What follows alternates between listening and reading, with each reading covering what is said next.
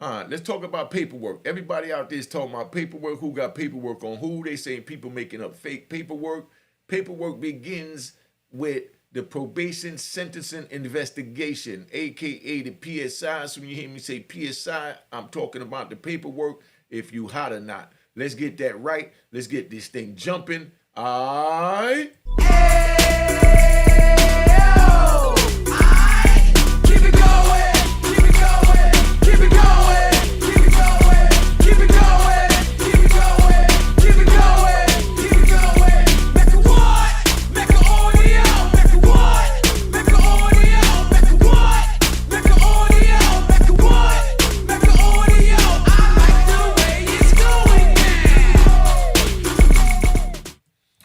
You know what it is, man. Unique Mecca Audio. We're going to talk about paperwork because I'm hearing a lot of things going on out there. Everybody talking about they got paperwork on this one, paperwork on that one, who's hot, who's not hot, and everything is all screwed up, man.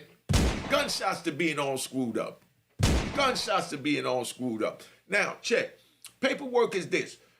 When you go and you're getting ready to get sentenced, after you found guilty in the feds, they give you 60 days, while they do what they call a probation sentencing investigation.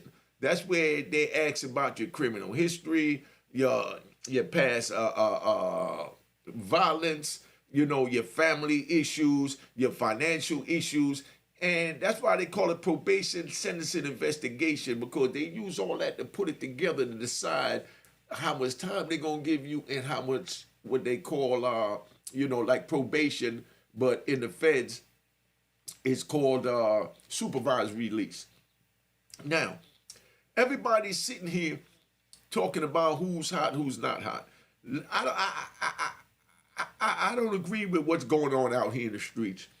So I'm going to tell you how it go on in the prison, because this is where you're going to wind up youngin' if you keep doing what you're doing. And that's why I say don't get involved in the streets. Don't get involved in none of that, because it's not worth it.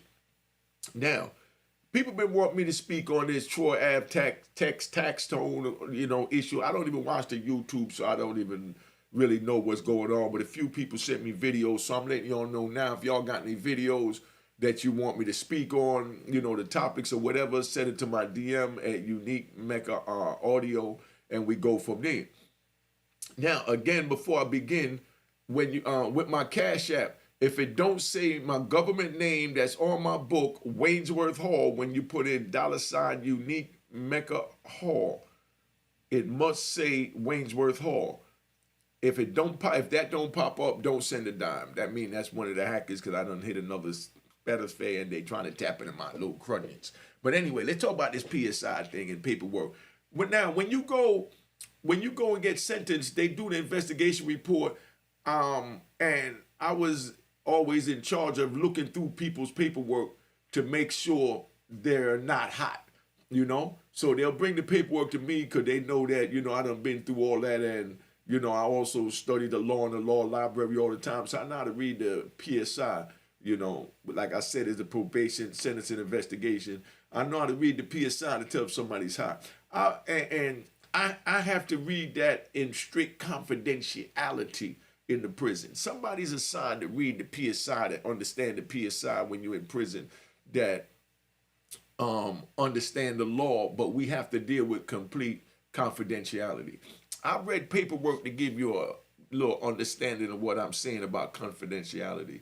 I've read dudes' paperwork, and in the paperwork, I've seen where it said they was molested, by their uncle, you know what I mean? They father, or a family member, because all that goes into criminal history, because they use all of that to say that their mind wasn't right. That's why they did what they did, to break the law. And all that helps to play what they call mitigating circumstances to lower your time. You know what I mean? And, where to place you when you go in the system. So now imagine what I feel like when I'm reading somebody's paperwork that's in question, that is carrying himself like a thorough dude. And then it says that he's been molested from he was 7 till he was 13 years old. I can't go and tell nobody, yo, dude was molested. You understand? We don't do that. You know what I mean? Because that's not why I'm reading the paperwork. I'm just reading the paperwork to make sure he's a stand-up man, you know? So now if I read the paperwork, I see that dude was molested, I keep that to myself, and I don't even mention it to him that I seen it. That way he don't feel uncomfortable. 9 times out of 10, they'll tell you, yo, you're going to see where I was molested, but whoop, whoop, and they give you a reason or a justification for it. And a lot of that plays with guilt that it even happened to him. And I tell him, yo, homie, I mean, we all been through crap, man. You know what I mean? I've been locked in the closet, you know what I mean? And, you know, locked out my grandmother's bedroom that she don't put the refrigerator in, and, you know what I mean? And the hot pot, when she cook downstairs, she bring it upstairs and close the door and go eat, make sure I can't eat. So, you know what I mean? We all been through shit growing up, big bro. So, you know, that ain't about nothing. So once I get them comfortable about that, now I got to look to see if they hot, if they got what they call a 5K1. 5K1 is when you agree to testify, and then you go back to court at a later date where they look at the testimony that you gave and how much assistance it gave the government to convict someone. That's a 5K1. You know what I mean? I hate them with a passion. Gunshots to the 5K1 suckers. You know what I mean? That play them little games. Those are dudes that they agree to work with the government to testify against their comrades or any crimes that they know in order for them to get less time. I don't respect them. Right off the rip. You know what I mean? Let's get that right. Got to give him a gunshot. Got to give him, give him another gunshot. You know what I mean? We're not into that. So now, when I look at this YouTube and I see dudes put up paperwork on somebody, like one of my other YouTubers, you know what I mean, that I'm real cool with, I was, you know, I always look at his page because that's family. You know what I mean? Person I deal with. So I look at his page and I see he put up there that somebody was hot, da-da-da. And, you know, I'm like, dude, you know, you got the paperwork on dude that's supposed to be hot? And he's like, nah, but dude said, I said, family, but don't do that. You know what I mean? If there's no paperwork, you can't, you don't do that. We don't get involved in that. But he already put it out there, and then, you know, sure enough, it came back that dude wasn't hot. And I respect the homie because he went up there and he let it be known that, you know what I mean, he jumped the gun and he made a mistake, because that's how men do. You don't leave a bad bone on nobody. The worst thing you could do is 2 things in prison. You could call a dude hot, you know what I mean? Or you could call him he cipher, monkey cipher when he's not. Because now, if you're in prison, so you understand, if you're in prison and somebody call you hot, you understand what I'm saying? You must, and I'm going to say that again, you must, under prison law, put that knife in them for assassinating your character. You understand? If somebody call you hot in prison, you must put the knife in them. And that's what I don't understand. See, there's consequences to this in the prison. Out here, dudes on YouTube calling dudes hot because there's no consequences. Back in my days, or even on the street, back in my days, a dude call you hot, he's going to put 2 to your head instantly. You don't assassinate a man's character, because everything we doing is for our legacy. That's why I keep my legacy clean. You understand what I'm saying? We all try to keep our legacy clean, but then you always have a sucker that try and smear it up. And 9 times out of 10, the person that say that someone is hot is the person that's hot themselves. Remember, when they point 1 finger at you, you understand?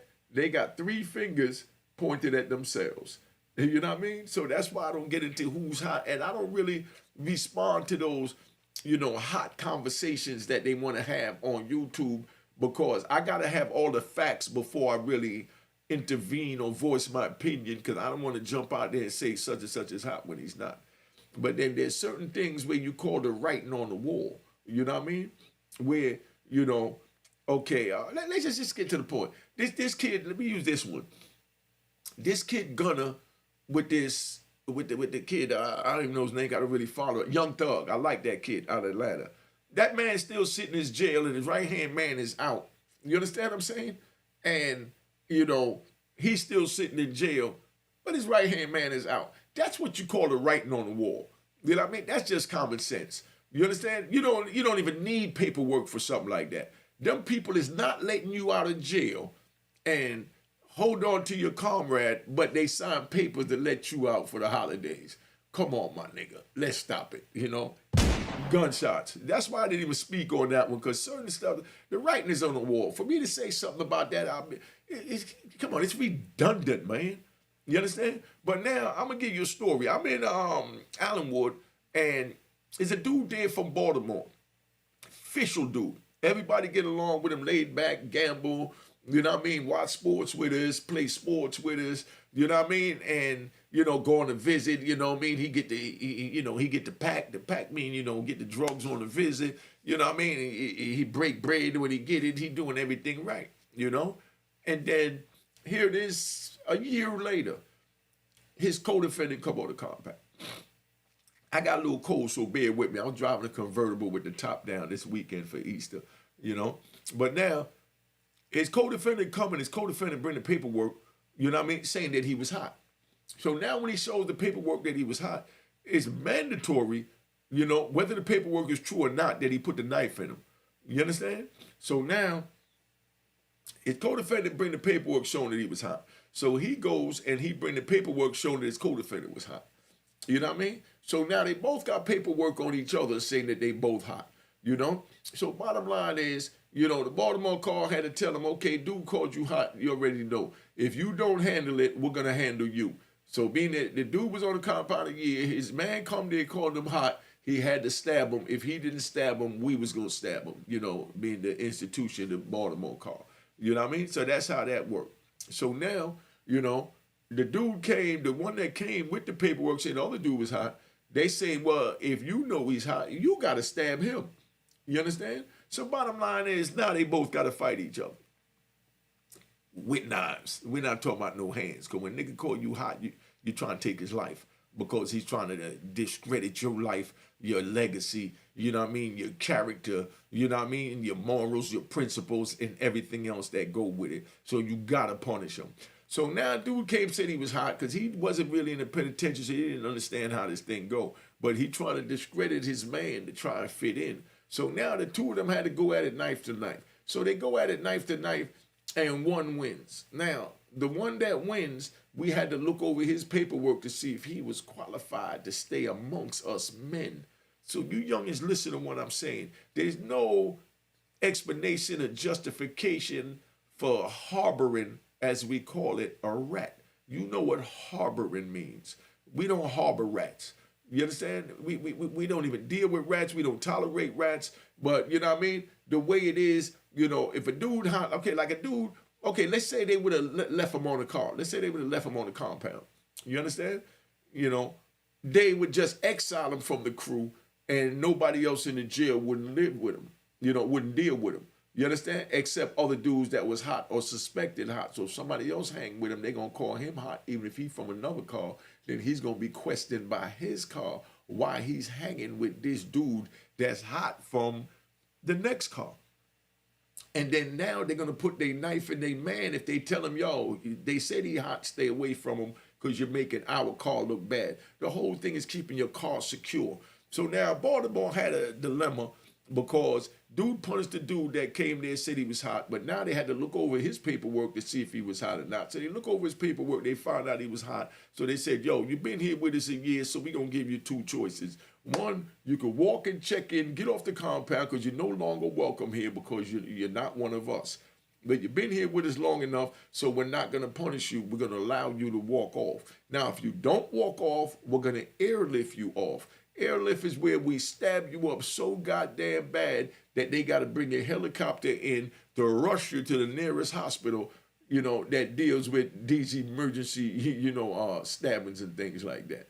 So, you know, that's your choice, you know. So homeboy took the choice to walk off gracefully, and then they wind up sending him to another jail, and he could try and intertwine and, you know, hope that he, you know, get by without anybody questioning whether he's hot or not. 9 times out of 10, when he get to the next jail, he's going to tell them while he was at the other jail, dude came there, tried to call him hot, he had to punish the nigga, da-da-da-da. You understand? And then say that he got transferred. He ain't going to say that he checked in and got transferred. He just going to say that he got transferred, just so you understand what I'm saying. So this is a serious issue that y'all have to understand. There's no consequences to telling on the street.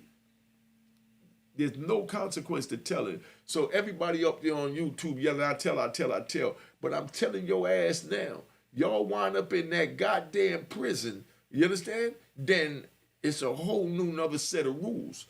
But now, to you hot niggas defense, you know what I mean? To you hot niggas defense, gunshots to you hot niggas. Now, to your defense, there's more of you hot ass niggas going to prison right now, you understand, than stand up men.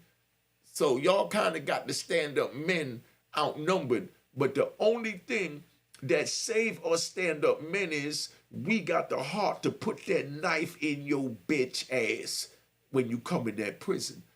You understand?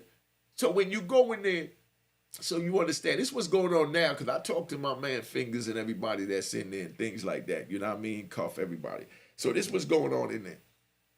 These hot niggas come in there, and there's so much of them that they get in a little crew, And when dudes start questioning their hotness, you know what I mean? Then now they want to get together in a little circle, because they got a little hot circle. Gunshots to the hot circle. They got a little hot circle that be what they call dropping notes. They get a little piece of paper, and they write a note, to the administration. Oh, Unique is checking paperwork, and I think he's gonna try and run me up top. And they get like 10 of them to send the same note. So now when they send that note, the administration come and they come grab Unique and put Unique in the shoe. You know what I mean? To try to set an example or to prevent me from doing what they know is going to happen to this hot ass nigga. So y'all understand. You know what I mean? Out here, you know what I mean? If I don't get into this topic out here, I'm not going to get into the YouTube keyboard gangster about all this old crap. I'm just telling you what it is, man. This the law. You don't tell on nobody. You get caught, you do your weight. Like I said, everything I tell you is documented. Gunshots to the fake niggas that want to question it, but feel free to question it. Because everything I tell you, I got transcripts for. Where, this is my brother case. They picked me up in New York. I had Club 2000, another club down in Miami, South Beach. I'm, 30 cars. I'm doing me. I got a house in every state, 3-4 cars in the garage. And, that's why you got some clown that tried to say, oh, you're supposed to be a millionaire when you was driving a 325. Nigga, that's one of 30. You understand what I'm saying? Sometimes I might ride my scooter that only costs $2,000, but that's because I can do that. You know what I mean? Then when I park the scooter, I could jump in a $100,000 Benz. You know what I mean? Let's stop the games, my brother. But that's what this YouTube thing is. They look for little things to criticize to try and make themselves look bigger by trying to put down the men. You know what I mean? And women that's on here. But I haven't been seeing the women eating their back out like the dudes. And it seems like the YouTube dudes don't turn into more bitches than the females. You know what I mean? No disrespect, you know what I mean, to the stand-up YouTubers that keep it 100, But I'm saying, but y'all know what I'm talking about. Well, we don't do all of that. But now, we get the paperwork and we have to show that the person, is hot in what we call black and white. If you don't see it in black and white, it don't exist. You know what I mean? And if you feel that it's clear enough that you don't need black and white, then you respond to that. You don't go tell somebody else, yo, it don't look right because dude did this. Let's take even that gunner thing again. Let's say you don't go to them and say, yo, it don't look right because this dude, gunner out and what's his name? Oh, man, I can't remember this kid's name. He a thorough dude, too. Young Thug is still in. That's writing on the wall. But if you feel that way, you handle it, nigga. Not tell nobody to go do nothing, but I'm telling you, that's how it is in the penitentiary. If you feel that the writing is on the wall and the dude is hot, you handle it until you see the paperwork, and you handle it because you know it despises you that much that you're allowing a hot dude to run in your car, And if a dude hot from, let's say, Georgia and we're in New York, or a dude hot from, Tennessee, Chicago, California, wherever, and, you in the, DC car. We don't worry about who's hot in what car, because they have to worry about cleaning their own car, because all we have to do is make sure that our joint is official and there is no hot niggas in our car, because we don't harbor hot niggas. Do you understand that? So if you niggas think you want to go to jail and lay down, have a plushy life, you're going to be writing them little kites trying to get the men off the compound. And trust me, when you get that one man off the compound and he sent a kite out to the homies that you drop the kite on them, the homies is going to punish you. And that's the way that works. So let's get that straight. So, when a dude tell you he's hot, believe him. When a dude show you he's hot, believe him. Because they're going to show you signs along the way, but because of whatever circumstances or, whatever it is, you chose to ignore it. You chose to let it go. So don't act like when it comes out full-fledged, you never knew. When he showed you 100 times since you've been running with him, that he hot. You understand what I'm saying? Let's just get that right, man. But like I said, you got to have your paperwork, right? Wherever you go, you get your PSI. The administration even wind up trying to protect the hot dudes. So you hot niggas know that the administration is trying to protect you, but we don't give a crap about the administration. We don't give a crap about the consequences from putting that knife in you for coming on our compound and being from our neighborhood in our set and you being hot. The administration can't protect you. So the best the administration tried to do is they went and they put out a BOP policy saying that you can't have your PSI on the compound no more. That no one is allowed their PSI, because in the PSI, it'll say that you got a 5K1, you got a government assistance, you know what I mean? You got a safety valve or whatever it is to lower your time. And they tell you that you cooperated, with the government and gave substantial assistance, and that's why they're giving you the amount of time you got. That's in your PSI. So the government trying to protect you hot niggas, gunshot to you rat bastards. You know what I mean? The government trying to protect you rat bastards, got to give them another gunshot. You know what I mean? They made a policy that no inmate is allowed to have his PSI. That's so that they could protect the hot niggas from having to show it. Because the first thing that happens when you get on a compound is they ask you for your PSI. Your car's going to tell you got 30 days to show me your PSI. If you don't have your PSI in 30 days, either you go up top or we going to airlift your ass out of here, because our car is 100% men. Gunshots to the men. That's how we do it. That's prison. That's why I'm telling you, youngins, don't go to prison. Yo, listen, man. Let me make this announcement again so y'all understand. If you go to my Cash App, $ Unique Mecca Hall, right, and it don't say Waynesworth Hall, my government name, don't send them no money. You know what I mean? Don't send them no money. My phone number's on the screen if you want to holler, and they go to Cash App right there, just came up, but it must say Waynesworth Hall in order for it to be official, all right? But now, so you get this PSI, and they got 30 days to get their PSI or their sentencing transcript, because the sentencing transcript, the judge is going to say something like, the reason why I'm pronouncing this sentence on you is because you gave substantial assistance, you know what I mean, to help incarcerate, John Doe, Kenny Boo, you know what I mean, and, you worked excellent with the government. So once we see that, the knife automatically go in you. You don't get a chance to, whittle around. So if you know that paperwork is coming, your ass need to get off that compound before that 30 days. Because if that paperwork comes, and right now, we got the computers in the law library. We got the computers over there in the law library, right? In the computers, we could go over there and just put in Waynesworth Hall and it'll show you my whole goddamn case, which is immaculate. Gunshots to my shit being immaculate. You know what I mean? And of course, niggas would love to try and, smear it, but you can't smear my shit, man, because I lived every day when I was on the street and in the penitentiary to keep my name immaculate. Because when I die, all I want in my tombstone is one word: honorable. That's all I need on my tombstone, the word honorable. That's it. My name and one word. I don't need he was a good man, he did this. I wasn't shit, but I was honorable. And that's all I care about. You know what I mean? So, that's what it is. But, I can lay down my head at night and sleep comfortably because I know I was honorable to the code of the street that I chose to be a part of. So that's why I'm telling y'all, don't go to the street. Don't come off the porch. Go to school. Go get a job. Be honorable that way. That's the proper way.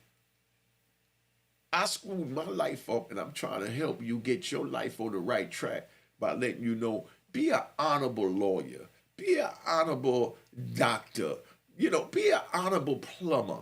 Be an honorable electrician. You don't have to be an honorable rapper or basketball or football star. Just be honorable in whatever you do and respect your comrades and co-workers. Because like I said, you know, it's crazy how so many people on this YouTube is so quick to call someone hot. Listen, in the prison, if somebody calls somebody hot, like I said, we have to deal with them accordingly and swiftly. Because you can't have a dude repeating to someone else that you're hot. You have to stab his ass right there. You understand? But now, the white dudes, you know what I mean? But they got to have paperwork. You know, we already know that. They got paperwork. But now the white guys, you know, big shout out to the white guys. Big shout out to the white guys. You know, big shout out to the white guys. The white guys, they deal with it a little crazy. You know what I mean? If they don't like, and you know, like I said, I just keep it 100. If the white guys don't like something, or someone in their car, you understand? There's one thing they put on them. You know, they won't even call them hot. The black dudes, they'll call the dude hot. You know what I mean? Because they know he gonna get punished for that. But one thing the white guys do not play with gunshots. Do not play with is a pedophile. So if they trying to get rid of one of their own, the same way a black dude would say dude hot, knowing that dude gonna be ready to kill him, a white dude called another white dude and say, man, I read in the newspaper the dude was a pedophile. You know what I mean? They don't even need no paperwork. All they need to just hear that and automatically bloodshed everywhere.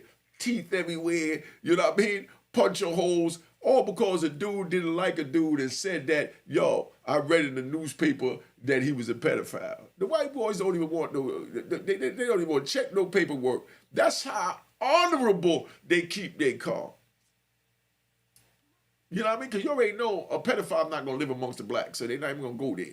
You understand? Yeah, you know, and 9 times out of 10, if it's a pedophile and they black, it's usually a family member, and they keep that shit under the rug in the family. You know what I mean? Amongst, you know, when things like that happen, so don't get out. But with the white guys, it be so crazy that they winding up in court, and then everybody know it. Now the family look bad, this and that. So there be what happened. White dudes. There was one white dude when I was in Allenwood. He was sending me about $1,000 a week. You know what I mean? About $1,000 a week, this dude sent me. Now, he sent me $1,000 a week, and he sent other homies $500, $800, $1,500, $2,000. He sent about $5,000, $6,000 out a week, spending money trying to get high. You know what I mean? And we all tried to accommodate him getting high. You know, he didn't share with all of his friends. So the ones he didn't share with, you already know what they did. They put a bone on him. Man, I read in the newspaper he was a pedophile. Oh my God, he was a pedophile. So now they done went and got the knife and put the knife all up in him. You know what I mean? And ran the money off the pound. That's the only problem I got with white. White dudes spend more money than anybody in the prison when it come to getting high because they got better family support. You know what I mean? And yeah, get mad. I said it. White boys got better family support. You know what I mean? I'm talking about they nieces and nephews send them money. Now, how many black people, nieces and nephews sending you money? How many of us is even going to ask our niece and nephew for money? But white guys would tell their niece, yo, Susie, I need $200. I got to take care of something. Then Susie would send it. You know? A black dude gonna get on the phone with his niece and nephew and say, how y'all doing? How y'all doing in school? How's the job? And we worry about their well-being. But the white dudes is gonna tell them send us some money because they're gonna hit everybody, their family member that even mention the name, that act like they like them, act like they're supporting them. Send me some money so I can pay these black and Mexican guys for their drugs because I can't deal with my time, so I need to be high. But When they start doing that, whoever they not breaking bread with, they're gonna automatically put a bone on them to the rest of the car. Y'all, he's a pedophile. I seen it in the paper. I'm telling you, he ain't right. He's a rat. You understand what I'm saying? This is what happened. You know? Now, you know, I'm about to tap out. I've been on here long enough. I just wanted to tap in. Like you said, I see I got a little cold, but I just try and keep the content going. So I wanted y'all to know about paperwork, man. So if you got any questions, you know, my phone number flash up on the screen. My Cash App is Unique Mecca Hall. Make sure it says Waynesworth Hall when you put in Unique Mecca Hall. Make sure it say Waynesworth Hall. That's my government name. That's the only Cash App I got. All that other stuff is bullshit. Niggas try to, you know, come up on you. They go to Cash App, but remember, it must say Waynesworth Hall. All right, now let me tap out. Let me give y'all this outro. But before I do that, let me give y'all a... All right. Cheers, cheers, the crime.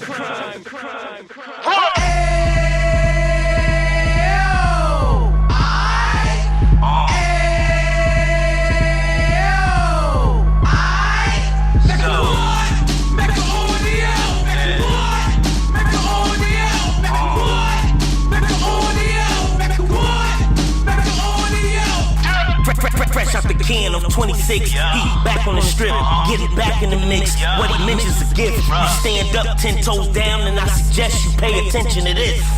Take a little gully posse and put it in hall. He cut from the bottom, came up from the bottom. Drop the book, you should go and get it. The Instagram page and the YouTube, you can go and visit. Then you can consider yourself LinkedIn. Sit front row and get Jews from a kingpin. I went through it, so you ain't gotta go do it. Did not pay attention, what was stupid. Talking about a man that probably put your grandfather on. Probably the reason that him and your grams got along. A man that generated millions on the block, did his time, never squilling to the cops, make an audio.